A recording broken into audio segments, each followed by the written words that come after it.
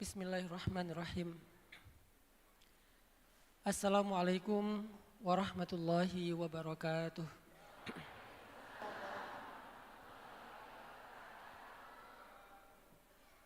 Alhamdulillahirabbil alamin.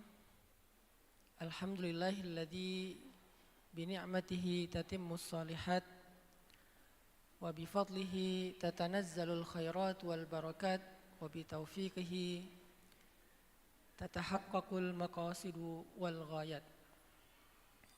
Asyhadu an la ilaha illallah wahdahu la syarikalah wa asyhadu anna sayyidana Muhammadan abduhu wa rasuluhu alladzi la nabiyya ba'dah. Allahumma salli ala sayyidina Muhammad wa ala alihi wa ashabihi wa man tabi'ahu ila yaumil qiyamah. Rabbana hab lana hukman wa alhiqna bis salihin. Rabbi syrah li sadri wa yassir li amri wahlul 'uqdatan min lisani yafqahu qawli. Pertama-tama makasih buat kesempatannya hari ini. Senang jumpa sama anak-anak BSD dan sekitarnya, para jomblo-jomblo fisabilillah yang terus bersemangat. Ini wajah-wajahnya wajah-wajah penuh dengan semangat ya, Masya Allah, luar biasa. Terima kasih buat Haji Foundation untuk acara hari ini yang sudah memudahkan segalanya. Makasih buat DKM Masjid Raya Rodatul Jannah, Habib, para guru, para ustadz, para ulama. Mohon maaf ya, saya duduk di sini nih, kebalik kayaknya, harusnya saya di bawah. Dulu tuh ini bukan materi ya, cuman intermezzo aja. Imam Al-Ghazali itu pernah ceramah di sebuah masjid. Ceramah subuh. Udah ceramah panjang lebar, terus ada kayak sesi tanya jawab gitu kan. Salah satu peserta angkat tangan terus nanya, "Ya Syekh, saya mau nanya gitu. Di dalam Al-Quran surat Ar-Rahman, Allah Subhanahu wa taala berfirman, "Kulla yaumin huwa fi sya'n." Yang artinya setiap hari Allah itu sibuk. Saya ingin nanya, wa ma sya'nullahil yaum? Apa sih kesibukan Allah hari ini? Ini peserta yang nanya, tapi pertanyaannya bernada ujian lah, nguji gitu. Allah berfirman, "Kulla yaumin huwa fi sya'n." Setiap hari Allah sibuk. Wa ma sya'nullahil yaum? Terus apa kesibukan Allah hari ini? Imam Al-Ghazali mendengar pertanyaan yang agak aneh ini nggak tahu jawabannya gitu. Diingat-ingat nggak dapat. Dulu mungkin belum ada ChatGPT kali ya. Jadi diingat-ingat. Kalau dulu kan cara nyarinya promptingnya tuh hafalan kan. Kalau sekarang kan promptingnya ngetik gitu. Saya pernah beberapa kali ngetes ChatGPT, nanya tentang masalah akidah kan, jawabannya fatal lah gitu. Saya marahin terus dia minta maaf. Oh ya maaf, ternyata kamu teliti juga gitu. Besok-besok saya akan perbaiki. Jadi 3 kali lah saya pernah marahin ChatGPT dalam urusan ini, pertanyaan tentang syariah. Kata Imam Al-Ghazali, karena nggak ada jawabannya, anzirni hatal ghad, kasih saya waktu sampai besok. Malamnya Imam Al-Ghazali nyari-nyari di kitab, masya'nullahil yaum, nggak ada. Besok subuh ngisi kajian lagi, terus orangnya nanya lagi, "Ya Syekh, apa jawabannya?" gitu. Imam Al-Ghazali bilang, "Ya udah, kasih saya waktu sehari lagi besok." Udah 2 hari berturut-turut nggak nemu jawaban. Hari ketiganya malamnya sebelum tidur Imam Al-Ghazali sholat 2 rakaat. Kemudian beliau berselawat kepada Nabi, selawat sepanjang malam. Jadi kalau 2 malam pertama itu baca kitab-kitab, nyari-nyari referensi nggak nemu, malam yang ketiganya itu dihabiskan dengan selawat sampai ketiduran. Lalu di dalam tidur Imam Al-Ghazali bertemu dengan Rasulullah SAW dalam mimpinya. Terus Rasulullah nanya, "Kenapa kamu gelisah?" gitu. Terus Imam Al-Ghazali bercerita, "Ya Rasulullah, ada seorang laki-laki bertanya kepada saya, kulla yaumin huwa fi sya'an." Setiap hari Allah sibuk, kira-kira apa kesibukan Allah? Saya tidak tahu jawabannya ya Rasulullah. Kemudian Rasulullah mengajarkan kepada dia jawabannya, kepada Imam Al-Ghazali di dalam mimpi. Kalau dia tanya lagi, bilang ke dia setiap hari Allah sibuk membagi-bagi rahmatnya, mengangkat derajat suatu kaum dan menjatuhkan kaum yang lain. Bangun dari tidur, Imam Al-Ghazali bahagia sekali karena dapat jawaban dari pertanyaan yang tadinya nggak ada jawaban. Pergi ke masjid dengan semangat, dengan pede, wah saya udah bawa jawabannya nih, nggak malu-maluin lagi kan gitu. Beres sholat subuh, kajian, Imam Al-Ghazali sekarang yang nyari orang itu. Mana yang kemarin nanya? Aina sa'il? Mana yang kemarin nanya? Saya Syekh gitu.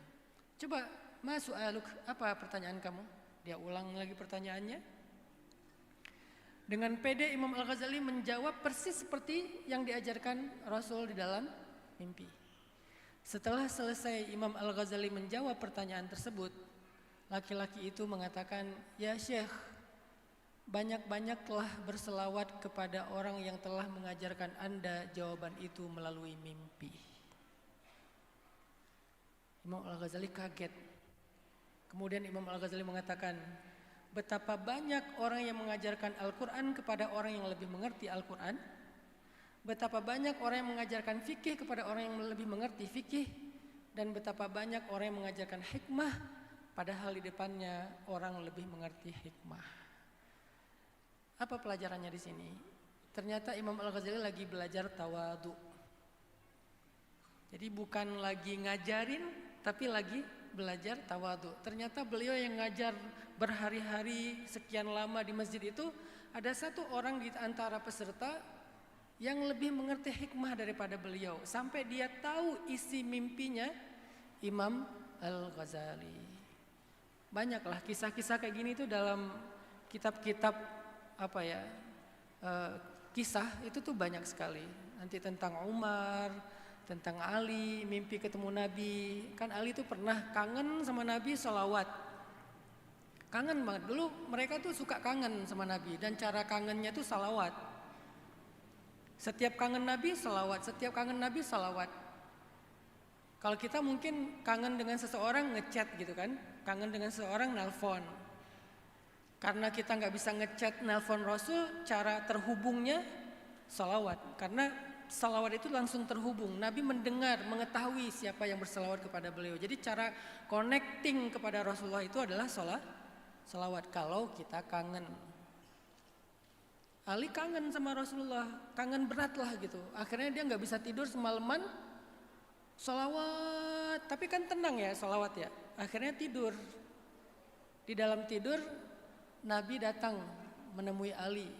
Wahai Ali, kamu kenapa sedih? Aku kangen kepadamu ya Rasulullah gitu. Ini hadiah buat kamu 3 butir korma. Dikasih 3 butir korma sama Nabi di dalam mimpinya Ali. Makan, pas bangun dari tidur tuh masih kayak kerasa gitu, nyaman enaknya makan korma. Walaupun bukan kerasa kormanya tapi nyaman gitu. Karena bahagia, tahadus bin ni'mah, pergilah sholat subuh ke masjid. Pengen cerita kalau semalam aku ketemu Nabi. Kan siapa yang menemui Nabi di dalam mimpi seperti menemuinya dalam kenyataan kan. Aku semalam habis ketemu Nabi nih, pengen cerita ke Umar. Tapi belum sempat cerita habis subuh, tiba-tiba ada ibu-ibu di soft belakang ngasih Umar satu tempat isinya korma gitu, banyak kormanya. Ya Amirul Mukminin, ini korma, tolong bagi-bagikan. Sama Umar dibagi-bagiin di antara para sahabat. Semuanya dikasih 5, 6, 7, Ali cuma dikasih 3 sama Umar. Yang lain dikasih banyak, Ali dikasih 3. Ali heran. Ya Amirul Mukminin, kenapa engkau berikan saya cuma 3, sementara yang lain banyak? Apa jawaban Umar? Lau zadakan Nabi lazidnak. Kalau Nabi ngasih kamu lebih, pasti kami tambahkan. Ternyata Umar tahu isi mimpi Ali. Kenapa? Malam itu Umar juga mimpi yang sama dan ngelihat Ali dikasih 3 butir. Jadi mimpinya nyambung gitu. Ini kan jarang kita dengar ya kisah-kisah keajaiban sholawat, cinta mereka kepada Rasulullah. Kita keseringan dengerin bid'ah sih. Harusnya dengerin tuh yang yang menenangkan, yang menambah iman, yang menambah semangat ibadah. Karena yang kayak gitu-gitu tuh terjadi di zaman Nabi. Baik, teman-teman sekalian, adik-adik sekalian, anak-anak sekalian, sekarang saya kalau nyapa tuh udah nambah anak-anak ya, karena kayaknya anak pertama saya tuh Gen Z kan. Jadi sebagiannya kalian mungkin seumur anak saya. Jadi kalau dulu saya nyapa peserta tuh adik-adik atau teman-teman malah. Sekarang tambah anak-anak. Hari ini saya pengen ngajak kalian belajar salah satu fitrah. Salah satu konsep dasar manusia diciptakan. Karena fitrah ini adalah sesuatu yang sudah mulai luntur dalam kehidupan kita. Nggak hilang sih, dia nggak perlu dicari, dia hanya perlu dikembalikan aja. Padahal kehidupan yang normal itu yang sesuai dengan fitrah. Kalau nggak sesuai dengan fitrah, pasti nggak normal. Apapun teorinya. Teori-teori modern tentang psikologi tentang digital tentang AI tentang ekonomi kalau nggak sesuai fitrah, maka nggak normal. Kalau nggak normal, pasti ada yang error di situ. Sehingga kalau kalian pengen hidupnya nyaman, pengen hidupnya itu normal, coba kalian periksa lagi alat ukur fitrah itu udah sesuai belum dengan kehidupan kalian. Kehidupan kita ini udah sesuai fitrahnya belum gitu. Karena kalau nggak sesuai fitrahnya pasti error, pasti ada masalah. Dan salah satu di antara guru yang bisa ngajarin kita fitrah dan paling jujur itu tahu nggak siapa? Alam. Alam itu adalah guru yang bisa ngajarin kita tentang kehidupan fitrah yang paling jujur. Karena dia nggak punya kepentingan kan. Dia nggak punya kepentingan digaji untuk ngajarin kita. Dia nggak ada office hour. Sehingga kalau udah lewat dari jam 5 dia udah nggak bisa dihubungi. Dia itu bukan yang baperan kayak kita. Sehingga kalau lagi baperan dia nggak bisa diajak curhat. Alam itu adalah salah satu guru inspirasi influencer yang hidup bukan benda mati dan sangat jujur ngajarin kita tentang kehidupan yang sebenarnya atau kehidupan yang sesuai fitrah. Dan alam bukan hanya pohon, termasuk siklus, ada malam, ada siang. Wa ja'alnal laila libasa wa ja'alnan nahara ma'asya. Jangan dibalik, wa ja'alnan nahara libasa wa ja'al laila waja'alnal laila ma'asya, kecuali yang kerjanya memang malam ya, ada shift malam lah. Artinya semua tentang alam ini dari makhluk-makhluk yang bisa kita lihat seperti pohon, batu dan seterusnya, atau yang nggak kita lihat tapi kita rasakan pergantian musim, siklus dan seterusnya, itu tuh ngajarin kita tentang fitrah. Sehingga cara kalian untuk mengukur kualitas dari hidup kalian, coba kalian ukur dengan standar alam. Bukan standar orang yang flexing di TikTok. Karena itu namanya fake standar.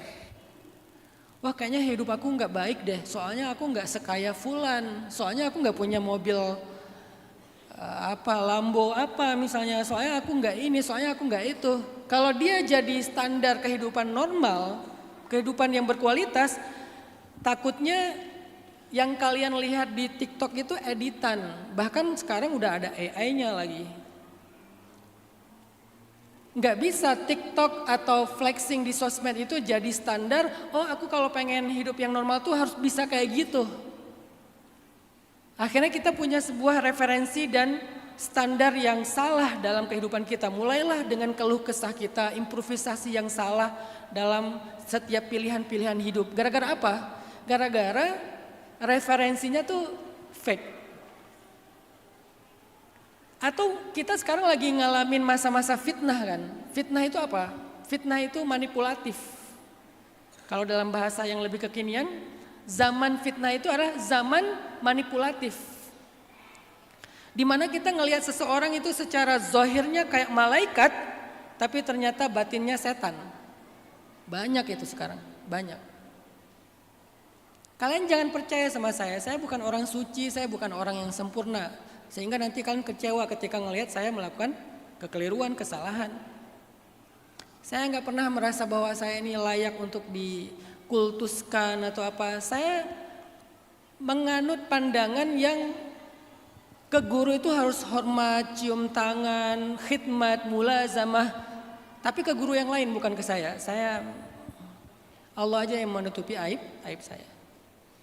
Kenapa? Karena kita sekarang ada di zaman dimana kita ngelihat seseorang itu kayaknya di penampilannya, apalagi di atas panggung kayak gini dengan pakai sorban gini, itu kan kayak suci banget ya. Ya udahlah, taruh aja lah. Kayak suci banget gitu kan. Bisa jadi di antara kalian ini ada yang lebih suci daripada saya. Siapa? Ya yang kecil-kecil, yang bayi-bayi kan. Atau kalian sendiri gitu, yang lebih baik, lebih sedikit dosanya daripada saya. Insya Allah banyak lah, walaupun semua kita pendosa. Sehingga itu kadang-kadang tuh kayak nggak real amat juga kalau zaman sekarang. Kalau dulu kan ada sahabat, ada para tabiin, tabiut tabiin, ulama-ulama yang warok kan. Bukan berarti sekarang nggak ada banyak. Cuman kita sering kecele ketemu yang gimana gitu kan. Sedih gitu. Yang tadinya kelihatannya dia tuh kayak hero banget. Ngurus anak yatim misalnya kan ternyata predator. Dan itu nggak satu kasus. Ini saya lagi bantuin nanganin satu kasus yang lumayan parah juga. Dan orangnya cukup dikenal juga, mungkin nanti kalau udah kebuka aja lah, kalian tahu sendirilah. Itu lumayan parah itu. Bahkan saya punya beberapa list red flag-nya dai-dai gitu. Yang kita tahu kasus-kasus yang mengerikan. Pernah ada kasus lagi itikaf Ramadan make di mihrab. Itikaf 10 malam terakhir make. Biar itikafnya mungkin nyaman kali ya, jadi bisa terbang ke langit kali ya. 10 malam terakhir nunggu Lailatul Qadar di mihrab masjid. Bayangin. Tapi itu oknum ya. Walaupun oknumnya jumlahnya makin hari makin ketemu aneh-aneh aja gitu. Ini kita di zaman itu namanya zaman fitnah. Kalau bahasa sekarang zaman manipulatif. NPD banget itu. Sehingga kalau kalian pengen belajarnya ke mereka, kita belajar, ke ulama-ulama kita pasti harus belajar. Tapi kita juga perlu ngelihat yang lebih jujur daripada manusia setelah Rasulullah dan orang-orang solih. Yang jujur gak ada kepentingan adalah alam. Itu guru jujur banget sih. Masalahnya kita selama ini menempatkan alam itu sebagai benda eksploitasi, sehingga kita gak pernah mengambil apa-apa dari dia kecuali merusak. Padahal kalau kita mau menempatkan dia sebagai guru, banyak sekali loh ilmu yang diajarkan alam kepada kita. Banyak sekali. Saya punya hobi olahraga alam, salah satunya diving. Saya senang scientific dive. Nyelam, belajar tentang marine biology. Itu buat saya tafakur. Kalau orang dulu mungkin tafakurnya dengan ngelihat gunung, ya sekarang mungkin ngelihat gunung juga, cuman saya alirannya aliran air ya. Saya bukan avatar, jadi nggak semua elemen, baru air aja. Jadi saya dive, kadang-kadang deep dive, ngelihat tentang marine biology, belajar, kagum sama Allah. Allah tuh hebat banget, Allah tuh masya Allah. Dan semuanya itu sistemnya sempurna, nggak ada yang kebetulan, nggak sengaja atau nggak seimbang tuh nggak ada. Semuanya sempurna. Alam itu adalah standar fitrah yang paling mudah untuk kita jadikan alat ukur kita. Makanya Allah Subhanahu wa taala ketika bicara tentang fitrah, salah satu fitrah itu adalah fitrah keseimbangan, life balance, keseimbangan hidup. Allah bicaranya dengan analogi alam. Misalnya Allah menyampaikan ya tentang keseimbangan di dalam surat Ar-Rahman yang kita sangat mengenal gitu. Allah bicara tentang mizan kan. Mizan itu kan timbangan, artinya keseimbangan. Ini jadi salah satu fitrah yang saya hari ini pengen sampaikan ke kalian adalah life balance. Keseimbangan dalam hidup. Dan itu fitrah. Kalau kita nggak seimbang dalam kehidupan kita, berarti kita menyalahi fitrah. Kalau kita udah menyalahi fitrah, pasti ada yang error. Entah pikirannya, entah mentalnya, entah fisiknya, biologisnya, entah hubungannya. Pokoknya pasti ada yang error kalau kita nggak sesuai dengan fitrah. Dan salah satu di antara fitrah kehidupan itu adalah mizan atau qiston atau wasatun. Bisa qist, bisa wasat, bisa mizan. Semuanya bermakna seimbang. Misalnya Allah berfirman di surat Ar-Rahman ayat 7 dan sampai 9. A'udzubillahi minasyaitonirrajim. Bismillahirrahmanirrahim. Was-samaa'a rafa'aha wa wada'al mizan. Alla tatghaw fil mizan. Wa aqimul wazna bil qisti wa la tukhsirul mizan. Berapa kali Allah ngomong mizan di sini? 3 kali di 3 ayat. Dan kami telah menciptakan langit dan meninggikannya dan meletakkan mizan. Meletakkan mizan di sini tuh artinya langit itu ada sebuah keseimbangan. Kalau kita hubungkan dengan misalnya di surat Yasin itu kan Allah bilang wasyamsu tajri limustaqarril laha atau wal qamara qaddarnahu manazila hatta ada kal urjunil qadim lasyamsu yanbaghi laha an tudrikal qamar walal lailu sabiqun nahar. Kan semuanya itu kan sistem berjalan sesuai dengan fungsinya masing-masing. Itu namanya mizan di langit. Matahari, bulan, bintang. Kalau kita udah nggak ada lagi polusi cahaya. Tahun-tahun 90-an kita masih suka ngelihat bintang. Sekarang kalian masih suka ngelihat bintang yang 3 itu nggak? Masih kelihatan bintang 3 itu? Pernah geser nggak tuh? 2 atau satunya ke sini gitu. Nggak pernah kan? Padahal itu kan seperti yang kita baca-baca dari banyak tulisan, jaraknya kan ribuan tahun cahaya kan antara satu bintang dengan bintang yang lain. Bukan yang berjajar emang 3 di langit kayak lampu gitu, enggak. Itu cahaya loh, jauh banget. Tapi presisi dari bumi, view-nya, angle-nya bisa jajar 3 gitu. Dan nggak pernah berubah. Dimanapun kita, bumi berputar gitu. Itu keseimbangan. Jadi ketika Allah bicara tentang balance, Allah pakai bahasanya alam. Kenapa Allah nggak bilang aja kami telah menciptakan mizan, kami telah menciptakan keseimbangan. Kenapa Allah ngasih contoh keseimbangan itu kayak gimana sih ilustrasinya? Lihat langit. Atau di dalam surat Al-Mulk Allah suruh kita perhatikan kan. Coba perhatikan lagi. Ada yang ada yang yang timpang nggak gitu. Kalau kalian nggak percaya, perhatikan lagi. Pasti kalian nggak akan menemukan yang timpang dalam penciptaan itu. Semuanya teratur, semuanya matematis, semuanya sesuai rumus, semuanya dengan ukuran-ukuran yang jelas. Bikodarin dengan kadar yang jelas. Allah suruh kita memperhatikan itu. Jadi bukan sekedar Allah ngomongin, hidup itu harus seimbang. Tapi Allah ngasih analogi, ilustrasi, biar kita tuh kebayang seimbang itu kayak gimana ya Allah, kayak alam. Seimbang itu lihat langit, seimbang itu lihat laut, seimbang itu lihat gunung. Kalau masih bisa dilihat. Sehingga kalau alamnya udah kalian abaikan, kalian ignoring dengan apa yang ada di sekitar alam, kalian tuh nggak akan lagi punya referensi untuk hidup yang life balance. Padahal life balance adalah fitrah. Orang-orang yang hidupnya nggak seimbang, pasti ada errornya. Gampang marah, mental exhaustion, burnout, gampang capek nggak jelas, disorientasi hidup nggak jelas arahnya kemana, feel empty, ngerasa kosong gitu kan. Jadi kalau kalian mulai ngerasain kayak gitu, ada kayak emosi yang nggak bisa di kontrol, emosinya meledak-ledak, pasti life balance-nya bermasalah. Marah itu nggak bisa dikontrol, tiba-tiba marahnya kemana-mana gitu. Itu kayaknya life balance-nya perlu diperiksa lagi deh. Atau selalu ngerasa lelah sendiri, nggak jelas, nggak bergairah dengan hidup. Itu kayaknya pasti ada life balance-nya yang keganggu. Atau misalnya kayak hidup itu udah tercukupi, tapi di dalamnya dia ngerasa kosong gitu. Ini semua apa sih? Aku ngapain sih di sini? Mending aku nggak ada aja, mending aku mati aja, mending aku hilang aja.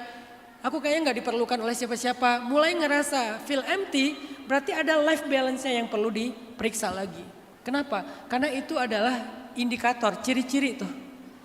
Ada keseimbangan hidup yang rusak. Pokoknya kalau udah nggak seimbang, nggak nyaman. Naik motor nggak seimbang, nggak nyaman kan? Saya senang kuda juga, saya suka berkuda, memanah di atas kuda. Ketika pengen nyaman, kan kuda itu kan apa ya, bumpy banget ya. Tapi kenapa bisa di atas kuda yang bumpy kayak gitu tuh nyaman? Ada keseimbangan yang sudah ritmenya. Langkah kaki kuda, pola duduk kita, terus ritme kita ngikutin langkah kaki kuda, itu yang bikin nyaman kan. Awal-awal saya belajar berkuda, itu yang paling sakit itu tulang ekor tuh, karena tabrakan mulu tuh antara pelana sama tubuh kita. Jadi kayak gini terus, kudanya naik, sayanya turun, jadi tabrakan. Pulang-pulang tuh gini jalannya.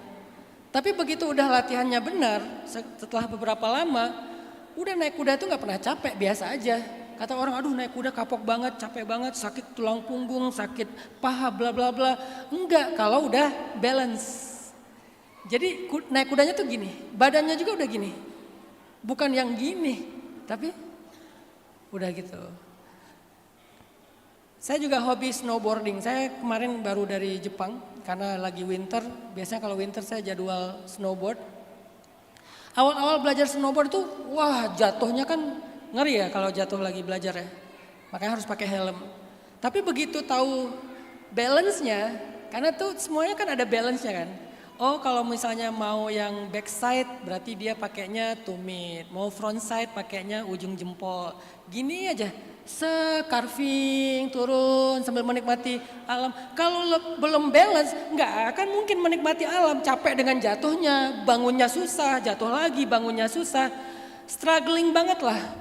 Tapi begitu udah bisa balance, sambil carving, sambil ngelihat gunung Fuji, ngelihat apa, sambil megang kamera 360 buat pencitraan. Karena itu yang paling penting sih. Kapan bisa enjoy terhadap benda-benda ini? Enjoy di atas kuda, enjoy di atas papan termasuk surfing.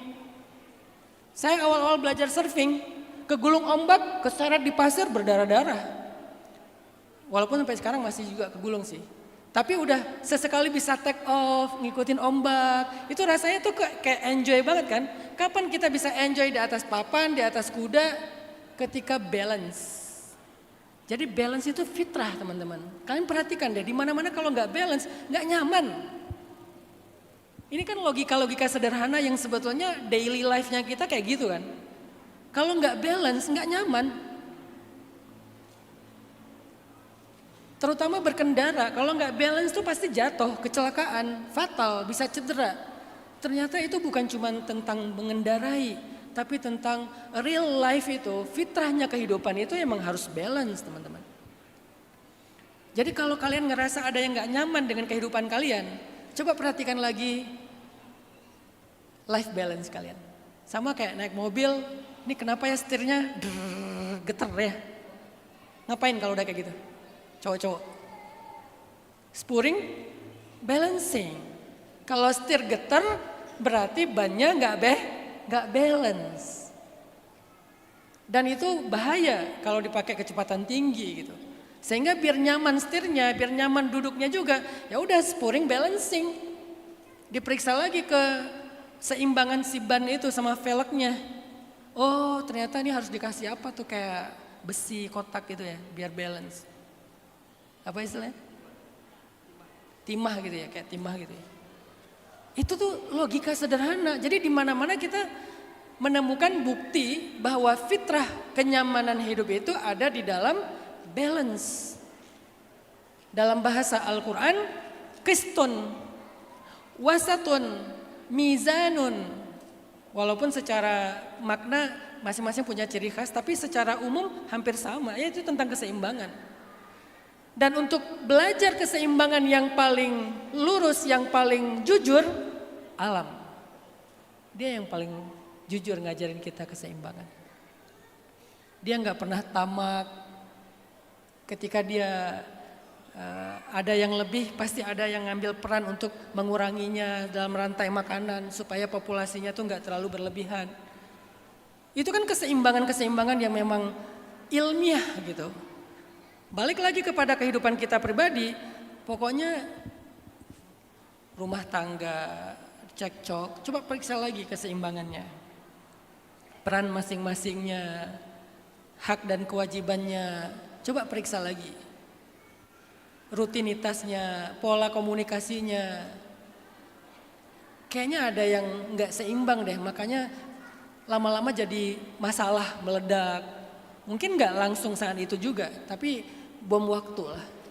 Kehidupan rumah tangga, kehidupan pertemanan, kehidupan karir, kehidupan pribadi atau diri kita sendiri. Pokoknya setiap kalian punya keluh kesah, punya syakawa, berarti kalian harus memeriksa apakah hidup saya sudah sesuai dengan fitrah. Dulu tuh di dalam hadis Bukhari Muslim ya, diceritakan ada 3 orang sahabat ngomong gini ke Nabi. Yang pertama bilang, ya Rasulullah, saya tidak akan tidur di malam hari, akan full ibadah di malam hari. Saya gak pengen tidur, pengennya full ibadah. Keren gak tuh? Keren dong, full ibadah. Oh gitu. Yang kedua bilang, ya Rasulullah, saya nggak akan pernah buka puasa, akan puasa setiap hari. Maksud buka puasa di sini tuh nggak ada satu hari pun yang dia nggak puasa. Setiap hari puasa, pengennya setiap hari puasa. Keren kan? Ahli puasa banget kan? Yang ketiga bilang, ya Rasulullah, saya nggak pengen menikah, saya nggak mau ibadah saya diganggu oleh pasangan saya. Jadi saya pengen full ibadah untuk Allah. Saya nggak pengen hidup dengan manusia yang membuat saya jauh dari Allah. Nggak pengen tidur, nggak pengen berbuka, nggak pengen menikah. Alasannya apa? Baik alasannya. Pengen total buat Allah. Pengen malamnya ibadah, pengen siangnya puasa, dan nggak mau keganggu sama manusia. Terus Rasulullah dengan agak tegas gitu ya. Biasanya kan Nabi agak toleran ya, tapi kali ini Nabi tegas gitu. Nabi bilang, aku adalah orang yang paling baik di antara kalian. Aku adalah orang yang paling takut kepada Allah di antara kalian. Aku adalah orang yang paling bertakwa di antara kalian. Tapi aku sholat malam dan tidur. Aku berbuka dan berpuasa, dan aku menikah. Ini life balance teman-teman. Walaupun niatnya pengen ibadah yang total, kalau nggak balance, Nabi justru mengkoreksi mereka. Mungkin bukan tentang dosa ya, tapi tentang nggak normal aja. Karena kan patternnya tuh Rasulullah kan, yang jadi ukurannya tuh kan Rasulullah udah yang paling sempurna lah gitu. Ternyata yang paling sempurna ini malamnya tidur juga. Ternyata yang paling sempurna ini siangnya makan juga. Ada hari makan, ada hari puasa. Ternyata yang paling sempurna ini punya keluarga juga. Banyak lagi keluarganya.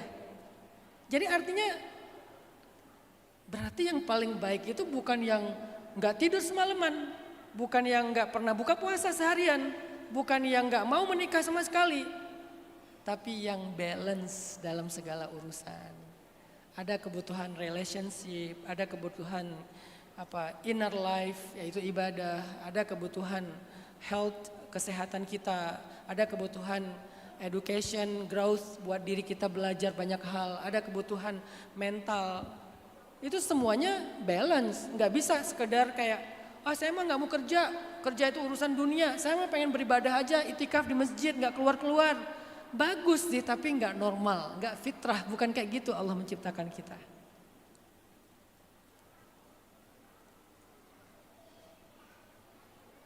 Alam juga makan kan. Padahal mereka bertasbih. Mereka bertasbih ahli ibadah loh. Bertasbih siang dan malam. Tapi mereka makan juga. Tapi mereka ada waktunya break juga gitu. Beruang nih, sekarang lagi hibernasi kan, musim dingin kan. Ya udah dia waktunya hibernasi, ya udah dia break. Dia nggak akan cari-cari ikan salmon sama apa gitu. Nanti waktunya makan dia keluar makan sesuai jadwal kan. Jarang sekali ada beruang nyasar di musim dingin kecuali beruang kutub ya. Beruang nyasar di musim dingin makan makanan musim dingin, nggak ada karena fitrahnya kayak gitu. Mereka itu sesuai banget dengan fitrah. Kalau ada beruang yang kayak gitu pasti ada life balance yang rusak. Biasanya yang bikin kerusakan itu manusia. Tahun ini kasus penyerangan beruang di Jepang salah satu tertinggi di antara sekian tahun terakhir. Dan faktornya adalah sumber makanannya itu udah mulai terganggu sehingga beruang turun ke minimarket, turun ke jalan-jalan, penyerangannya banyak. Ya mungkin juga di Indonesia harimau mungkin atau babi hutan. Kan fitrahnya babi hutan itu di gunung ya. Fitrahnya gajah itu kan di gunung ya. Kenapa gajah? Sampai istilahnya judulnya gajah masuk kampung. Karena kampung itu dulunya jalur gajah. Jadi harusnya judulnya kampung masuk jalur gajah. Tapi manusia kan egois kan. Playing victim kan. Akhirnya bahasa judul beritanya apa? Gajah ngerusak kebun warga. Padahal warga mengambil jalur gajah. Ini bukan tentang salah dan benar, tentang judulnya aja, POV-nya. Kan itu kebutuhan kita juga untuk bikin kebun di situ ya, kebun tebu lah, kebun singkong lah, oke. Tapi POV-nya boleh nggak kamu ngerasa bahwa kamu loh pelakunya bukan viktimnya. Yang jadi masalah manusia ini ya, secara mindset nih, sekarang nih manusia modern suka banget playing victim sama alam. Jadi kita menyalahkan alam aja. Nyalahin hujan, gara-gara apa? Banjir. Bentar, perasaan hujan udah ada sejak sebelum Nabi Adam deh. Tapi tiba-tiba sekarang hujan jadi kriminal. Bikin kota banjir, bikin selokan mampet. Kok jadi hujan? Padahal hujan itu Allahumma shayyiban. Bukan a'udzubillahi minal matar. Bukan gitu kan doanya kan? Allahumma inni a'udzubika minal matar. Ya Allah aku berlindung kepadamu dari hujan. Enggak ada doa itu. Yang ada Allahumma shayyiban. Ya Allah jadikanlah hujan ini hujan yang penuh dengan manfaat. Tiba-tiba hujan ini bikin banjir aja. Manusia itu emang playing victim banget sih sama alam. Kasihan alam itu, disalah-salahin mulu. Hujan salah. Apalagi pohon sah. Udahlah, gak usah dibahas.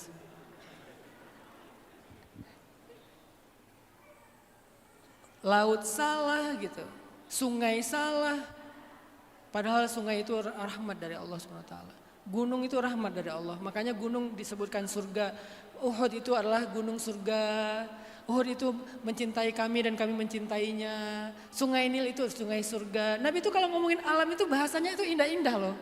Gak pernah, apa sih ini gunung, apa sih ini sungai, apa sih ini pohon, apa sih ini batu. Kenapa? Karena mereka itu yang menjaga fitrah. Sehingga kalau kita pengen hidupnya normal, jadikan mereka sebagai referensi kita. Fitrah itu kayak gimana gitu. Nah jadi teman-teman, salah satu di antara kebutuhan manusia hari ini adalah kembali kepada fitrah. Dan ini ucapan biasanya munculnya di hari raya Idul Fitri. Fitrah yang dimaksud adalah gugur dosa. Padahal fitrah bukan hanya itu. Kita sering banget Idul Fitri kembali kepada fitrah, tapi opor, lontong, segala macam itu enggak fitrah banget makannya. Kembali kepada fitrah itu tuh kembali kepada pola kita diciptakan. Karena kata Nabi manusia itu diciptakan alal fitrah. Lalu pengaruh-pengaruh itulah yang membuat dia menjadi berbeda gitu. Jadi Yahudi, Nasrani, Majusi itu kan pengaruh-pengaruh bukan karena aslinya kayak gitu. Aslinya tuh fitrah. Maka teman-teman coba kita belajar. Kayaknya aku harus life balance deh. Kayaknya aku harus mulai memperhatikan keseimbangan deh dalam kehidupan aku. Salah satunya yang jarang kita perhatikan mungkin kebutuhan mental kita, self love kita, atau me time kita.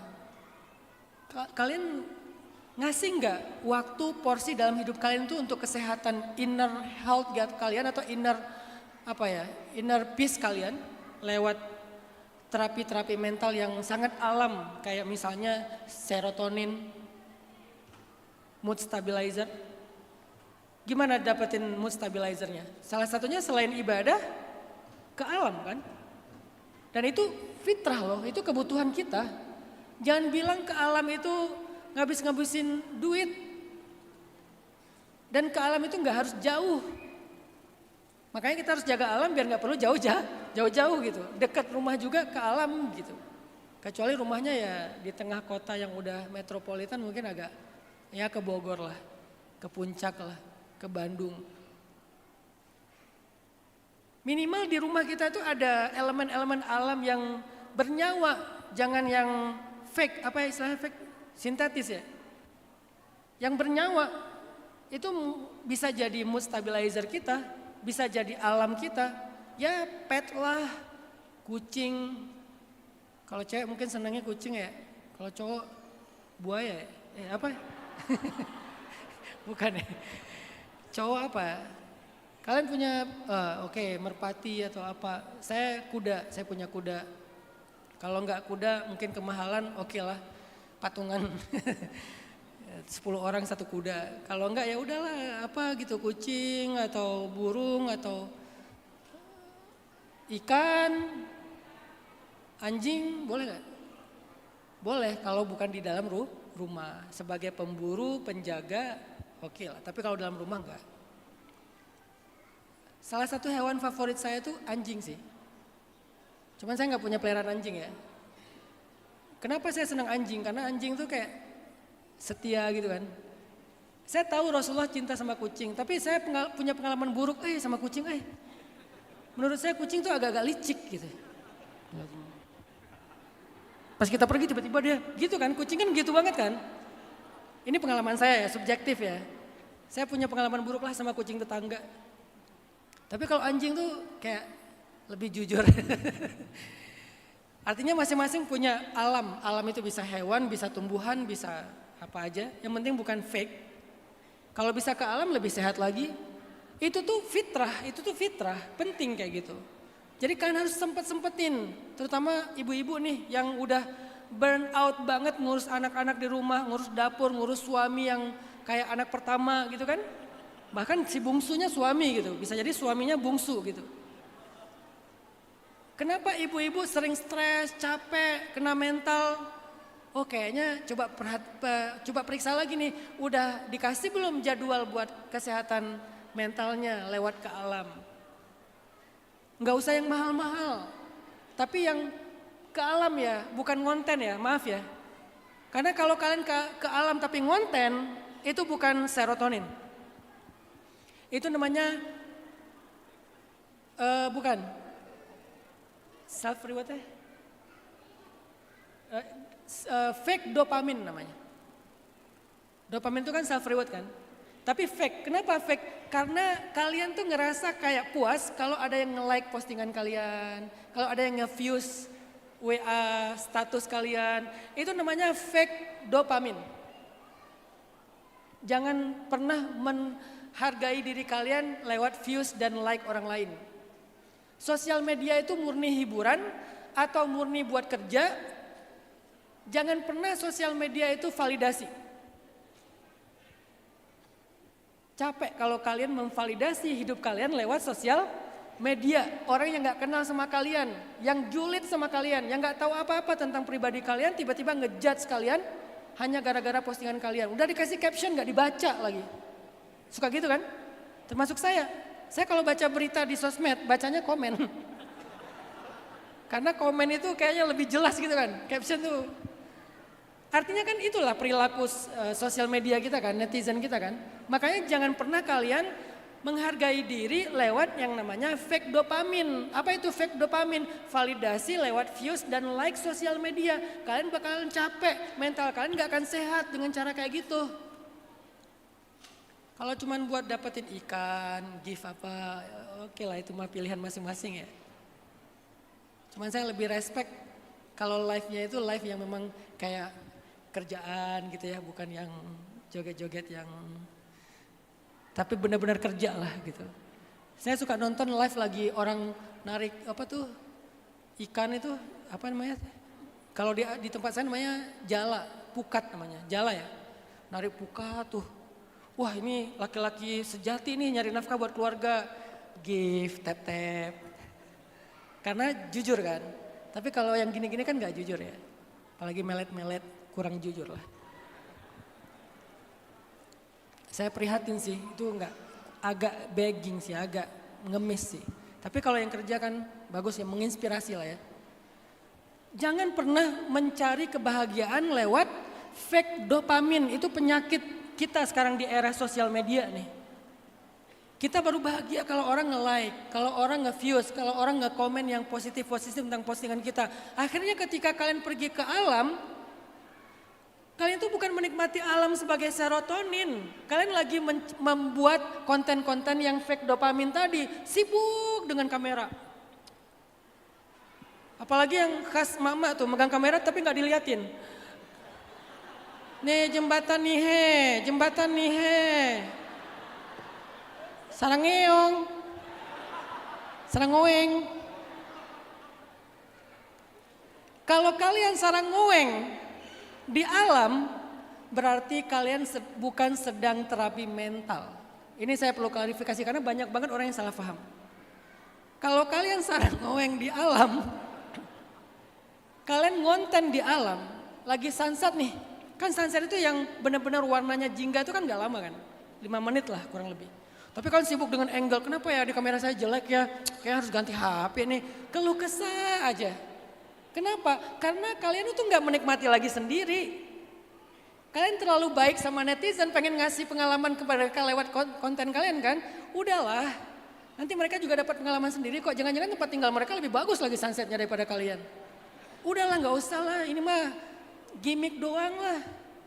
Gak dapat bagus juga, bentar lagi di delete, udahlah biarin aja. Jangan sampai gara-gara ini kalian gak bisa menikmati itu. Sehingga kebutuhan mental yang tadi dopamin, serotonin, mood stabilizer hilang gara-gara sibuk dengan fake dopamin. Bisa nggak sih kita kalau ke alam itu diam aja? Saya kemarin naik cruise, dia ngelilingin gunung-gunung salju gitu kan, bagus kan. Satu cruise itu banyak banget orang-orang tuh pada. Saya pasang headset, duduk berdiri paling pojok, 1 jam. Saya nggak megang ini, cuman di setelin aja playlistnya. Nggak usah tahu playlist saya apa. Pasangin playlistnya, favorit saya sesuai dengan konteksnya, lagi di mana, dengan suasana apa, diam aja. Pulang dari cruise, saya happy banget. Sementara beberapa teman pulang dari sana, ya aku tadi salah banget ini angle-nya. Jadi ngebahas ini, gak ngebahas kita tuh udah diterapi loh tadi sama alam. Sejam di terapi itu kan sehat kan? Sama kayak kalian sejam sauna, sejam berendam air panas, sejam dipijat. Ini sekarang sejam dikasih pemandangan yang indah oleh alam, itu tuh sehat buat kita. Jangan sampai keganggu sama dia. Yang lebih parah lagi, kita ke massage, masih ini juga yang dipegang. Di massage harusnya kan relax ya, tapi astagfirullahaladzim, ini kayaknya ini berhala deh lama-lama. Berhala gepeng lama-lama. Bener-bener gak bisa lepas loh, saya juga sama nih. Jadi teman-teman, yang saya mau sampaikan adalah ini hal yang jarang dibahas di ceramah kan. Padahal ini islami banget loh. Karena saya adalah dai untuk segmen anak muda, terutama sekarang Gen Z. Saya tahu kebutuhan Gen Z itu salah satunya adalah sebetulnya kebutuhan semua Gen sih. Cuman yang lebih aware itu kan Gen Z, mental health kan. Dan salah satu rahasia mental health itu adalah life balance. Selain ibadahnya, karyanya, saya nggak bilang kerja tapi karya ya. Karena kalau kalian kerja tapi kalian nggak nganggap itu sebagai karya kalian, itu kayaknya nggak enak deh. Tapi kalau kalian kerja ini adalah karya aku, kalian akan lebih feel alive di situ. Karyanya, ibadahnya, mentalnya, relationship-nya, hubungan keluarga dengan teman, dengan siapa. Itu tuh life balance. Perhatikan itu coba. Jangan-jangan kalian sibuk banget punya banyak followers tapi nggak punya teman. Nggak life balance itu. Followersnya tuh ribuan, teman baik itu nggak ada. 1-2 itu pun jarang dihubungin gitu. Yang benar-benar bisa ngerti kalian, yang kalian bisa ngobrol sama mereka, yang kalian bisa jadi be yourself lah, nggak perlu flexing, nggak perlu berpura-pura, nggak perlu pakai topeng. Udahlah be yourself aja di depan dia tahu kalian banget kok gitu. Berapa coba? Relationship dengan keluarga, jangan-jangan dengan keluarga udah nggak akrab sama sekali. Benar-benar cuma store muka doang di rumah. Nggak pernah ngobrol sama pasangan, nggak pernah ngobrol sama anak yang mata dengan mata, nggak pernah ketemu dengan anak. Ngobrolnya juga ketemu sih di rumah tapi semuanya matanya ke sini gitu. Nggak balance kan? Udah makan malam bareng di atas meja makan masih ke sini juga matanya, scrolling. Jadi relationship-nya nggak terbangun lagi. Nggak benar-benar dengerin dengan empati, dengan perhatian penuh, nggak mencoba untuk duduk yang sejajar dengan lawan bicara, nggak matanya dan kepalanya ngikut. Tapi orang ngomong di sini dia, ya, nggak balance loh itu, karena relationship-nya udah terganggu itu. Belum lagi nanti dengan orang tua, padahal ngobrol dengan orang tua itu adalah life balance. Segimanapun dia bawel. Tapi ngobrol dengan orang tua ngobrol sama anak itu life balance banget itu. Penting semua itu kebutuhan kita. Makanya untuk kebutuhan salah satunya kayak mental tadi, serotonin misalnya. Coba ke alam sesekali puasa ini deh. Gadget free. Bener-bener pergi ke alam, udahlah nggak usah ngonten lah, orang nggak perlu tahu kamu dapat sebuah hidden gem apa gitu. Udah nikmatin aja sendiri. Egois banget sih Ustaz, bukan egois, itu kebutuhan. Kamu nikmati aja, kamu niatin kamu tuh lagi diterapi sama alam, diterapi oleh angin, diterapi oleh embun, diterapi oleh pohon, diterapi oleh udara yang segar. Kamu lagi diterapi. Masa orang lagi diterapi harus nerima telepon? Gitu kan? Egois nggak kalau kita lagi di terapi nggak bisa nerima telepon? Enggak kan? Kalau kita lagi di terapi nggak mau foto-foto, nggak mau video-video? Enggak kan? Kalau lagi di terapi, karena kebutuhan. Jadi dirubah deh mindsetnya. Jangan dianggap, wah pergi tapi nggak ngonten-ngonten. Sejak kapan konten itu jadi hadiah? Oleh-oleh. Konten itu bukan oleh-oleh jalan-jalan. Murni gimmick banget. Kalau nggak bisa di skip sama sekali, minimal gimmick deh. Kalau bisa di skip sih lebih keren lagi sih. Saya sekarang kagum ya kalau ada orang yang gak punya sosmed. Saya punya teman gak punya sosmed. Buat saya hidup dia tuh mewah gitu. Jujur ya, jujur li ya. Kalau boleh curhat nih Ustadz, sekali-kali curhat sama jamaah ya. Saya tuh sebetulnya pengen berhenti sih dari sosmed, dari Instagram, dari... Kalian lihat kan postingan saya jarang sekali kan. Apalagi YouTube dan TikTok entah berapa tahun yang lalu udah saya posting. Kalau Instagram masihlah sesekali. Saya pengen banget pensiun dari Instagram, TikTok, dan YouTube. Karena saya ngerasa kayak famous itu atau syuhroh itu agak ujian sih. Hidup nggak dikenal banyak orang itu ternyata mewah teman-teman. Berbahagialah kalian. Hidup nggak dikenal banyak orang itu ternyata nyaman banget loh teman-teman. Yang penting kalian dikenal oleh orang yang berkualitas. Pasangan kalian, sahabat kalian. Gak perlu semua orang, gak perlu banyak orang. Saya gak bangga sama sekali punya follower sekian tuh gak bangga. Kalau ditanya, Ustaz followersnya biasa aja sih. Lagian saya gak pernah mengusahakan harus follower sekian kan. Itu mah terjadi begitu aja secara organik. Kalian pernah ngeliat saya masuk TV nggak? Enggak kan? Karena saya nggak pernah nerima jadwal TV. Semua TV ngundang, udah pastilah. Tapi nggak pernah saya terima. Kenapa? Kayaknya udah cukup dari sosmed. Ditambah lagi TV kayaknya capek banget nggak sih? Terlalu terkenal. Iya kan? Ini jujur loh ya, bukan sombong. Demi Allah bukan sombong. Terlalu terkenal tuh capek. Jadi hidup privat, saya nggak habis pikir ya. Kalau ada orang yang mengekspos kehidupan pribadinya jadi konten, itu keren sih.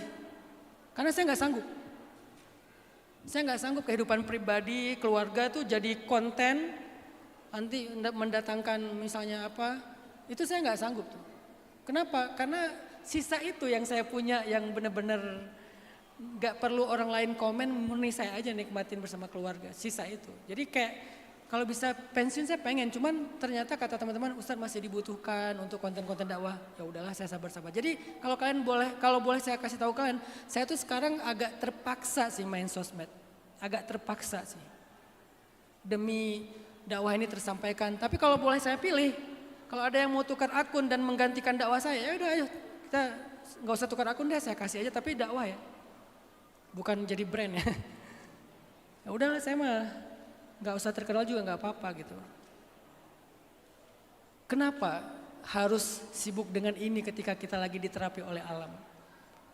Udahlah sibuk nggak terkenal juga kan hasilnya. Nggak gede juga kan viewsnya kan. Udahlah kalian serotonin aja. Endorfin, painkiller. Kalau kalian sakit, terutama sakitnya mental, psikis, coba kalian pakai endorfin deh untuk ngobatin itu. Yang berkeringat.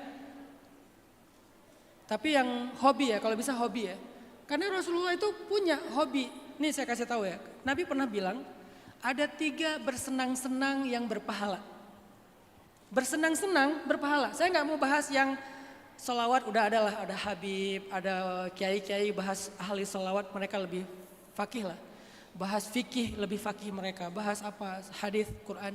Saya bahas yang real life aja dan yang ringan-ringan karena ilmu saya terbatas. Yang jarang di highlight dalam sunnah Nabi. Dan dianggap sepele. Padahal Nabi gak pernah melakukan sesuatu yang sia-sia kan. Kan min husni islamil mar'i tarkuhu ma la ya'ni kan. Nabi gak mungkin kan melakukan sia-sia. Tapi Nabi pernah bilang gini. 3 hal yang menyenangkan atau bermain-main tapi berpahala. Berarti main-main itu jangan dianggap sia-sia. Kenapa kok berpahala? Kebutuhan, life balance. Jadi saya heran kalau ada orang yang mempertanyakan, kok Ustadz postingannya main mulu? Saya ini dai. Dan dakwah saya itu lebih banyaknya bukan narasi. Tapi dakwah saya itu adalah menginfluence dengan lifestyle.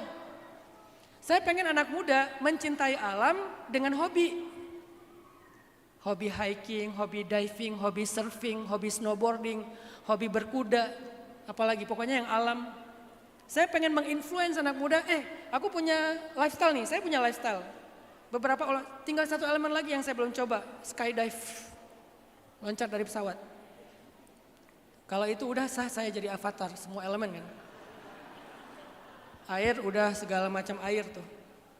Diving, surfing, berenang udah pastilah berenang, cliff dive, loncat dari tebing. Tanah, ya berarti ya berkuda ya tanah ya. Apalagi? Api, nembak, saya selain manah nembak juga. Tinggal udara. Udah diajakin sama teman-teman angkatan udara. Yuk Ustadz latihan, loncat dari pesawat. Kenapa belum Ustadz? Belum dapat izin dari istri. Kata istri saya, kamu semua olahraga kamu coba, kalau kamu gagal paling cedera. Tapi ini kalau gagal pindah alam katanya. Jadi belum diizinkan gitu. Makanya sekarang saya kalau naik pesawat tuh duduk di window tuh, saya ngebayang ini kalau loncat kayaknya seru deh nih kayaknya. Karena saya senang adrenalin kan. Ini kayaknya kalau loncat ini seru deh kayaknya. Sekarang mulai diracuni padel sama teman-teman. Saya niatin aja buat endorfin kan, painkiller. Nabi bilang ada 3 permainan yang menyenangkan tapi berpahala. 1, masyur rajul bainal ghardain. Berjalannya seseorang di antara 2 tempat. Apa itu? Memanah. Kenapa memanah disebut berjalan di antara 2 tempat? Karena dia nembak, pas sudah habis arrow-nya, dia pergi ke target, nyabut-nyabutin, balik lagi ke tempat awal, nembak lagi, bolak-balik. Itu namanya masyur rajul bainal ghardain. Dan itu bersenang-senang yang berpahala. Walaupun sambil bercanda, walaupun sambil guyon sama teman, walaupun apa misalnya. Tapi itu berpahala ternyata. Oke, kalau nggak semua punya hobi memanah. Yang kedua apa? Tadribur rajul farasah. Orang yang melatih kuda. Bukan riding, grooming.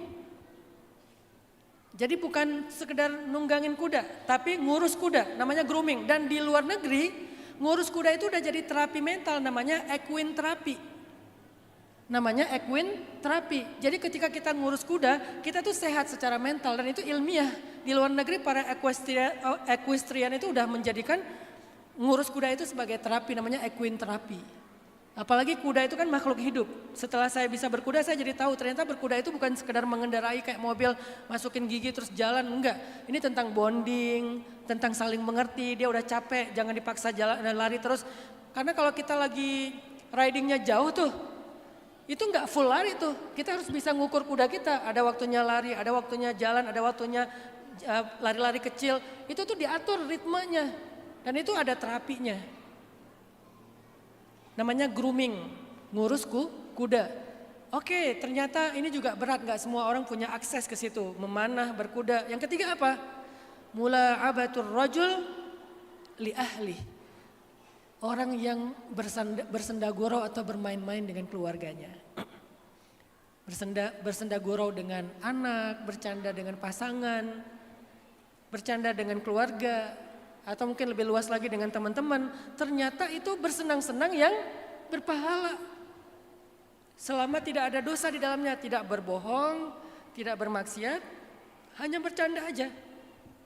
Saya suka bercanda dengan keluarga saya tipe yang family man banget. Saya pulang ke rumah itu sama, tergantung kalau anak saya yang Gen Z ya kita mungkin beda ya. Kalau yang sama anak yang kecil tuh Ertuğrul, umurnya 7 tahun. Hobinya reok Ponorogo. Senangnya pakai kostum reok. Pernah saya mau ke masjid sholat Jumat, khutbah. Dia nggak mau ikut ke masjid kecuali pakai kostum reok. Adek yuk ke masjid bareng Baba gitu. Kan manggilnya Baba ya. Boleh tapi aku pakai kostum reok ya. Kebayang nggak sih pakai yang naga-naga gitu kan ke masjid gitu kan. Bapaknya khutbah pula gitu, anaknya pakai kostum reok. Saya pujuk-pujukin gitu, jangan pakai kostum reok. Kostum reok mah dipakai di rumah, jangan ke masjid. Gak mau, pokoknya kalau nggak pakai kostum reok nggak bisa, nggak mau ke masjid. Akhirnya pakai. Tapi saya taruh di ruang DKM si kostumnya. Pas sholat dia buka dulu kostumnya, cuman pakai baju reok aja tapi si itunya kepala naganya nggak dipakai. Kebayang aja saya baca Ar-Rahman di belakang ada naga. Nah saya kalau sama dia, saya akan main aja. Nggak akan saya di rumah jadi Ustadz Hanan Ataki. Allah berfirman, Rasulullah. Nggak gitu saya di rumah. Nggak kayak video Alwi yang dulu itu. Anaknya takut, nah jangan takut. Sesungguhnya Allah berfirman, Allahu la ilaha illahu. Nggak sesoleh itu saya di rumah. Itu terlalu soleh sih. Saya di rumah mah kadang-kadang random, kadang-kadang nggak jelas gitu. Lempar-lempar, loncat-loncat, nunggang-nunggang. Saya ditunggangin jadi kuda lah. Kalau lagi main ke air saya jadi kudanil. Anak saya pada naik ke atas kan. Jadi saya yang disuruh berenang. Mereka pada hayu baba hayu. Saya berenang di air jadi kudanil. Kenapa? Apakah itu sia-sia? Enggak loh. Kata Nabi, mula'abatur rajul li ahli adalah bersenang-senang yang berpahala. Toh Nabi juga bercanda dengan keluarganya. Dengan Aisyah Nabi lomba lari. Dengan Hasan Hussein Nabi jadi kuda, mereka jadi penunggang kuda keliling masjid. Jadi ada loh sisi-sisi itu pada kehidupan Nabi yang juga menjadi sunnah dan teladan buat kita. Karena life balance. Ini belum ngomongin yang lain-lain ya, tentang relationship, tentang work, tentang karya, tentang banyak lah. Pokoknya semuanya emang harus ada porsinya teman-teman. Cuman yang saya highlight itu yang jarang dibahas saja. Tentang ibadah. Makanya Nabi itu sangat mencintai Aisyah. Tapi bukan berarti Nabi nggak bangun malam gitu. Nabi tidur bareng Aisyah. Maaf waktu itu Nabi melakukan hubungan suami istri dengan Aisyah. Ini riwayat Aisyah nih. Tidur malam-malam Nabi bangun. Kata Nabi biarkan aku berdua dengan Tuhanku. Karena jadwal berdua dengan kamu sudah selesai. Sekarang jadwal berdua dengan Tuhanku. Akhirnya Nabi mandi, kemudian Nabi sholat di sebelah Aisyah. Aisyah mendengar ada suara kayak air mendidih. Pas ngelihat Nabi, ini suara apa? Ternyata Nabi menangis panjang malam. Sampai suara tangisannya tuh kayak suara air mendidih di dalam dada beliau. Ini kan balance gitu. Ada waktunya buat Tuhannya, ada waktunya buat istrinya, ada waktunya buat para sahabat. Emang Nabi itu keren sih, ideal banget gitu. Makanya laki-laki dalam Islam yang sempurna itu bukan disebut yang kamal atau kamil, tapi rajulun bittawazun. Laki-laki sempurna itu dalam Islam disebut rajulun bittawazun, laki-laki yang seimbang. Bukan laki-laki yang sempurna, tapi seimbang. Itu fitrah, teman-teman. Maka saya ngajak kalian semuanya, yuk kita periksa lagi fitrah kita, keseimbangan hidup kita. Gimana hubungan kita dengan orang tua? Jangan sampai kita jadi orang yang baik banget sama teman, kayak kompak banget, kayak sefrekuensi banget sama teman, tapi kayak nggak nyambung sama orang tua. Berarti ada yang nggak balance. Jangan-jangan kalian atau jangan-jangan memang orang tua kalian yang nggak balance. Jangan selalu nyalahin anaknya ya, bisa jadi orang tuanya juga nih. Saya adalah ayah Gen Z yang masuk ke akun secondnya Gen Z. Itu sesuatu kan buat Gen Z kan. Akun second tuh kan buat close friend banget kan. Tapi saya diundang sama anak gadis saya yang Gen Z dua-duanya. Bapak masuk ya ke akun second aku. Enggak, mereka enggak punya akun ketiga, cuman 2 akunnya. Bapak masuk ya ke akun second aku. Saya bilang, Kak enggak apa-apa Bapak masuk situ enggak jadi bikin kamu enggak nyaman gitu. Enggak apa-apa kan Bapak ayah Gen Z. Jadi saya ngerti Gen Z banget lah. Jadi dia kayak ngerasa nyaman, enggak perlu ada yang ditutup-tutupin. Itu balance. Dan buat saya itu namanya burhan. Bisa memonitoring anak di akun second. Itu kalau pakai bahasa surat Yusuf, itu namanya burhan. Kenapa saya pakai istilah burhan? Karena ketika Nabi Yusuf digoda oleh seorang perempuan, apa yang membuat Nabi Yusuf selamat? Melihat burhan. Kan gitu ayatnya kan? Dan dalam kitab tafsir, kalau kita baca apa makna burhan, salah satu makna burhan itu adalah wajah Yakub. Wajah Yakub tuh muncul tiba-tiba di depan Nabi Yusuf, sehingga wajah itu wajah sedih, wajah gak nyaman. Sehingga Nabi Yusuf langsung ingat lagi, langsung sadar, dan dia gak mau mengecewakan ayahnya. Maka terhindarlah Nabi Yusuf dari perbuatan dosa. Burhan itu parenting.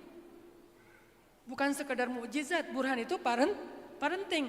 Gimana parenting Nabi Yakub sampai ke level burhan? Terjemahan zaman sekarang, perbaiki parenting kita sampai kalian bisa masuk ke akun second anak Gen Z kalian. Kalau kalian sebagai orang tua nih, teman-teman ayah-ayah nih, ibu-ibu nih, belum dipercaya masuk ke akun Gen Z kalian yang anak kalian Gen Z yang second akun, berarti parenting kalian belum sampai di level burhan. Dia belum terlalu trust. Nanti kalau mama tahu yang aku yang asli, nanti mama pasti stres. Kalau ayah tahu yang aslinya aku, pasti dia marah-marah. Oh, berarti belum burhan. Siapa yang memonitoring dia? Teman-temannya. Yang nasihatin dia? Teman-temannya. Yang ingetin dia kalau dia mau melakukan salah? Teman-temannya. Kenapa? Parentingnya nggak berjalan. Pasti ada yang nggak balance. Mungkin kurang komunikasi. Mungkin kurang mendengar. Karena komunikasi itu bukan tentang bicara, tapi tentang mendengar. Banyak orang berpikir komunikasi itu tentang bicara. Akhirnya banyak ngomong. Ayahnya ngomong, ibunya ngomong. Capek nggak sih? Coba sekarang dibalik. Komunikasi itu bicara nomor 2, nomor 1-nya apa? Mendengar. Bisa nggak jadi ayah pendengar, ibu pendengar, bukan ayah penceramah, ibu penceramah. Asik diomelin aja anaknya di rumah. Sekarang sekalian ganti, asik dengerin aja anaknya di rumah. Mulai dari ketika dia masih kecil kita dengerin, dia remaja kita udah terbiasa mendengar dan nyambung runut gitu. Kalau di connecting the dot, kasus-kasusnya tuh runut sehingga kita bisa nyambung. Karena kalau dengar nggak nyambung kan capek juga ya. Anak udah berusaha untuk terbuka, orang tuanya nggak nyambung. Dan orang tuanya tuh nggak mau effort belajar tentang dunia anaknya yang berbeda dengan dunia dia untuk bisa nyambung supaya bisa ngimbangin gitu. Oh, nggak seimbang berarti. Kalau nggak seimbang, nggak jadi burhan. Kalau nggak jadi burhan, gimana mau monitoring anak? Gimana mau hubungan dengan anak itu nyaman? Jadi ini bukan hanya nasihat buat anak, kayaknya buat orang tua penting juga sekarang. Karena betapa banyak orang tua sama anak itu nggak bagus hubungannya, yang disalahin anak doang. Kamu kurang berbakti sama orang tua. Pertanyaannya, seberapa nyambung orang tua sama anak sehingga anak secara otomatis mau berbakti gitu. Saya nggak bilang saya paling baik dalam parenting, nggak sama sekali. Tapi ini pengalaman pribadi. Di antara sekian banyak kekurangan, saya lihat ini ada satu hal yang kayaknya bagus nih buat jadi pola gitu. Atau jadi ukuran. Walaupun nggak bisa dipakai secara general ya. Masuk ke second akunnya Gen Z itu sesuatu. Dimana dia nggak perlu berpura-pura lagi depan ayahnya. Dia terbuka di depan orang tuanya, dia cerita rahasia-rahasianya kepada orang tuanya tanpa merasa beban, tanpa merasa takut. Oh itu berhasil berarti. Berhasil apa? Berhasil masuk ke dunia dia dan itu burhan. Dan itulah kehebatan Nabi Yakub dalam parenting. Sampai bisa burhan. Sehingga anak jauh nggak apa-apa. Kenapa anak jauh nggak apa-apa? Udah burhan. Sekarang deket aja apa-apa. Kenapa dekat aja apa-apa? Karena di depan orang tua dia bukan dirinya. Dia sesuatu yang lain seperti yang diinginkan orang tua secara berpura-pura. Dia yang sebenarnya tuh ada bersama temennya. Kan gak bagus kan kalau kayak gini kan. Harusnya dia yang sebenarnya tuh ada di rumah. Tapi yang terjadi apa? Dia yang sebenarnya gak ada di rumah. Dia yang sebenarnya tuh ada di tongkrongan. Di rumah dia hanya menjadi orang yang diinginkan oleh orang tuanya secara terpaksa. Jangan bangga, oh anak saya tuh nurut banget. Tapi dia punya rahasia gak? Gak mungkin gak punya sama sekali. Tapi kalau semuanya rahasia sedikit yang kita tahu sebagai orang tua kepada anak, berarti kayaknya ada yang perlu kita koreksi dari hubungan kita. Jangan-jangan gak seimbang. Dia doang yang dengar tapi orang tua jarang dengar. Kan gak seimbang dong. Makanya komunikasi itu menurut saya nomor 1 mendengar, nomor 2 baru berbicara. Atau bahkan mendengar, memahami, berbicara. Memahami di sini termasuk berempati. Dan seterusnya lah, baru berbicara. Gak bisa bicara, gak perlu paham, gak perlu dengar gitu. Ini arogan sekali orang tua seperti ini. Gak seimbang itu. Anaknya disuruh dengar, orang tuanya gak mau dengar. Gak seimbang dong. Kalau anaknya pengen dengar, pengen supaya mau dengar, orang tuanya juga harus mau dengar. Dengerin dulu, dia mau ngomong apa. Gimana hubungan kita dengan pasangan? Sama, jangan-jangan kita suami-suami yang akrab banget sama temen, tapi kalau sama pasangan itu ngomonginnya tuh listrik. Pokoknya tagihan-tagihan lah. Kalau sama temen tuh lepas, bicaranya wah happy banget. Jadi terapi kita itu ada di tongkrongan. Istri juga gitu, terapi dia sama teman-temannya tongkrongan. Bukannya sakinah mawaddah warahmah itu ada di hubungan suami istri ya. Kenapa berubah? Masa kita pergi ke teman-teman, oh ya silakan kamu nongkrong sama teman-teman kamu. Semoga kalian sakinah mawaddah warahmah ya. Ada nggak doa kayak gitu? Tapi nyatanya gitu kan. Kita sakinah mawaddah warahmah itu di tongkrongan kan, bukan di rumah kan. Ada yang nggak seimbang loh. Harusnya tongkrongan itu tambahan lah, bonus lah. Rumah itu sakinah mawaddah warahmah. Tapi dia nggak sakinah, nggak feeling safe di rumah. Dijudge mulu di rumah tuh. Mawaddah nggak merasa mawaddah itu ya dibela. Rahmah itu dimaafin. Kalau terjemahan yang lebih lebih hikmah itu saya baca di beberapa tulisan ulama, sakinah itu feeling safe, merasa nyaman, merasa aman, nggak takut, nggak khawatir, nggak tertekan. Mawaddah itu merasa dibela, nggak ngerasa disalah-salahin terus. Rahmah itu ngerasa ditolerir. Kalau ada salah dimaafin, dikasih kesempatan. Bukan salah diungkit-ungkit. Itu sakinah mawaddah warahmah. Kenapa yang kayak gitu tuh dapatnya di temen. Yang gak suka ngungkit-ngungkit kesalahan. Yang dia kalau nongkrong sama mereka itu feeling safe dengan apa adanya dia. Gak pernah dijudge. Di rumah gak ada sakinah mawaddah warahmah. Life balance. Jangan-jangan hubungan kita selama ini gak seimbang. Ada hal yang kita abai, yang kita nggak ngeh gitu. Coba perhatikan lagi. Termasuk saya, keluarga saya, bukan berarti nggak ada masalah, ada. koreksi lagi, evaluasi, perbaiki lagi, jalan lagi. Kan nggak mungkin sempurna sepanjang waktu kan. Ini semuanya nasihat buat saya juga, sama kita. Nggak ada yang sempurna, sama-sama belajar. Saya juga kadang-kadang udah agak timpang gitu. Timpangnya apa? Istri yang terlalu banyak perhatian sama saya sampai lupa memperhatikan dia. Kan jadi timpang kan? Oh harus balance lagi.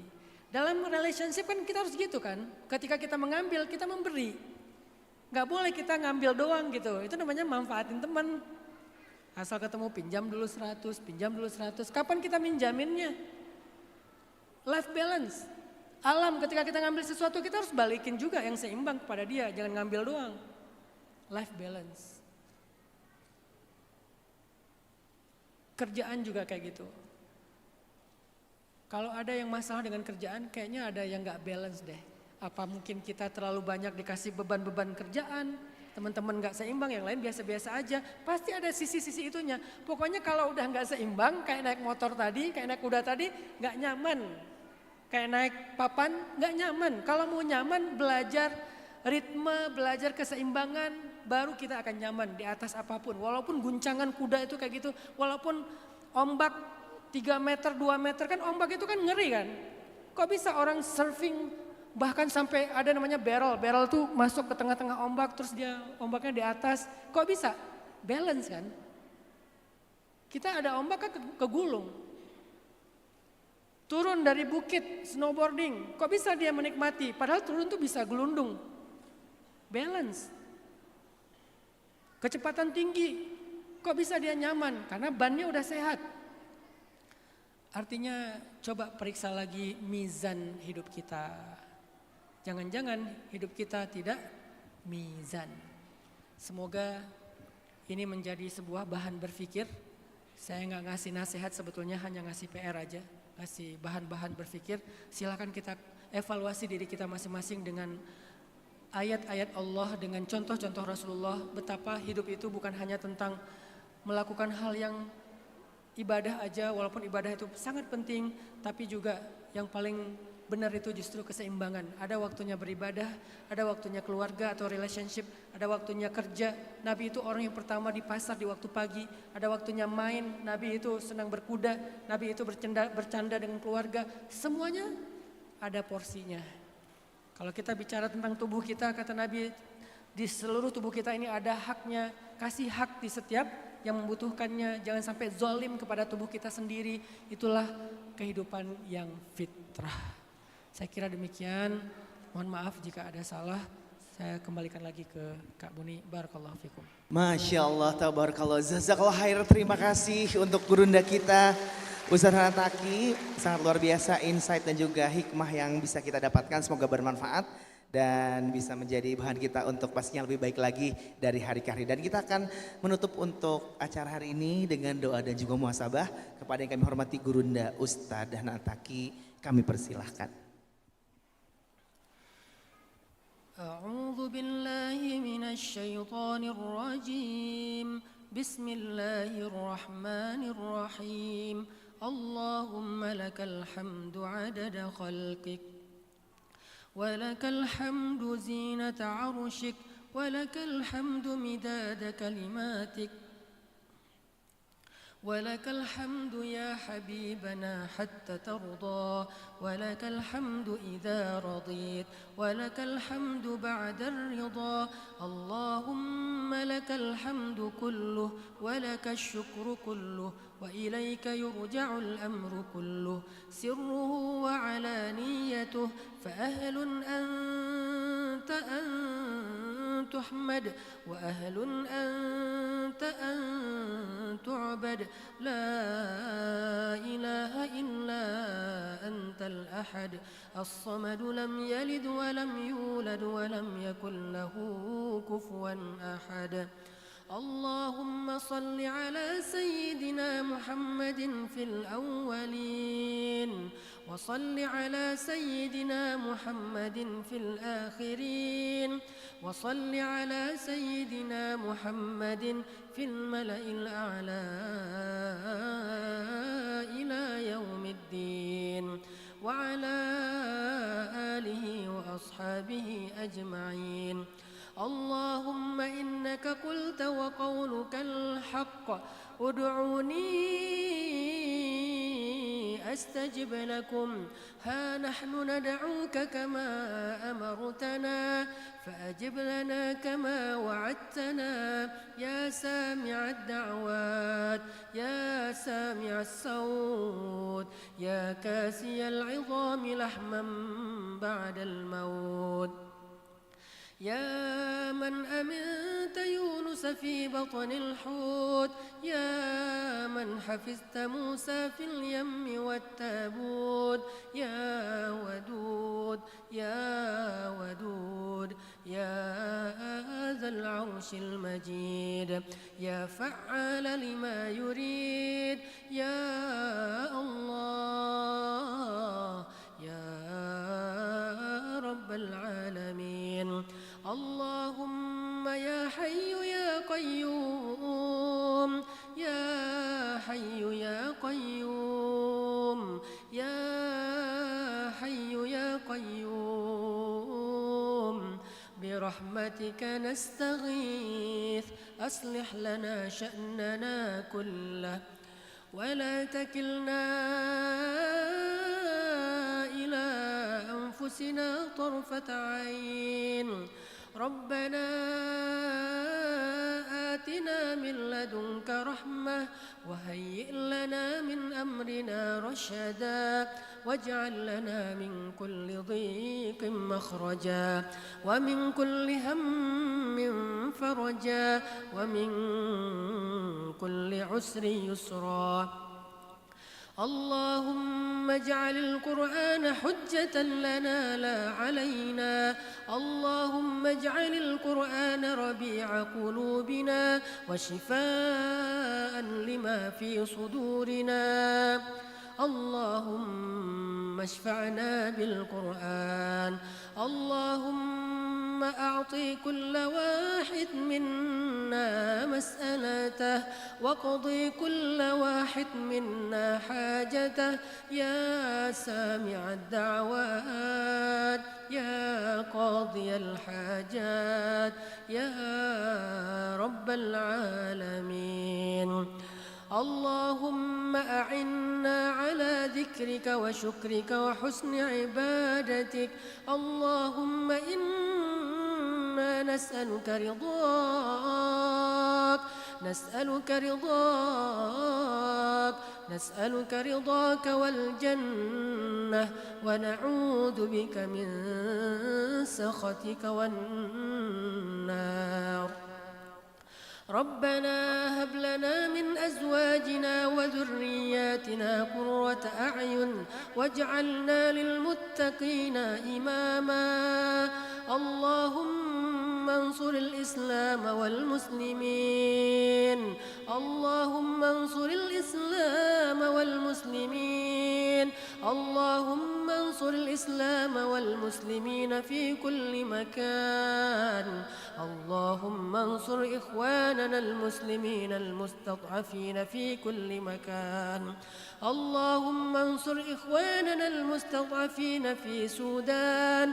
اللهم انصر إخواننا المستضعفين في إيران. اللهم انصر إخواننا المستضعفين في غزة. اللهم انصر إخواننا المجاهدين في فلسطين. اللهم وحد صفوفهم وسدد رميهم واشفي جرحاهم وتقبل شهداءهم وارحم أمواتهم وأموات المسلمين. اللهم إنا نسألك بأسمائك الحسنى وبصفاتك العليا أن تحرر المسجد الأقصى المبارك من أيدي اليهود المحتلين وأعده إلى رحاب المسلمين. ربنا آتنا في الدنيا حسنة وفي الآخرة حسنة وقنا عذاب النار وأدخلنا الجنة مع الأبرار يا عزيز يا غفار يا رب العالمين. سبحان ربك رب العزة عما يصفون وسلام على المرسلين والحمد لله رب العالمين.